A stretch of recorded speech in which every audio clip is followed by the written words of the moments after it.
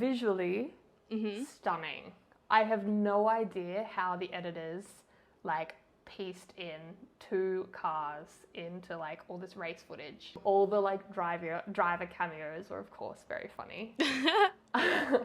However, the storyline and a lot of the plot points left a lot, I think, to be desired. Yeah. The first half was basically just replicating Crashgate over and over again, which just like felt Directed by Flavio Briatore. Yeah, literally. But it just like felt a bit icky to watch because it was just like, and I know that like this movie is not directed at like big F1 fans because you're always going to take a bit of dramatic license with it. And so of course like hardcore F1 fans are always going to be like, but actually it just felt icky to watch because it was just like unsportsmanlike. And then at the end, he basically kind of like starts and ends the movie in the exact same position. So there's no like character growth. He didn't like nothing happened realistically.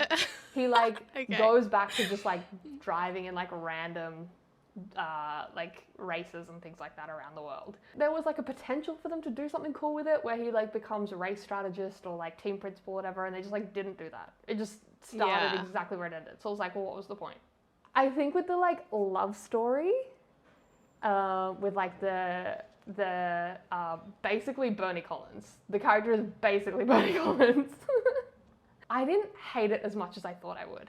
I went into it really thinking like, oh, like why would they do that? Like that's so like feminist of them to, make the first female like head of strategy, fall in love with the driver, blah, blah, blah. But like, I'm very torn about it because I do still feel that way. But then I'm also like, if she's, she's a grown woman, she can do what she wants. And like, she can live a life, you know what I mean? Like, and the way that they did it, it wasn't as bad as I thought.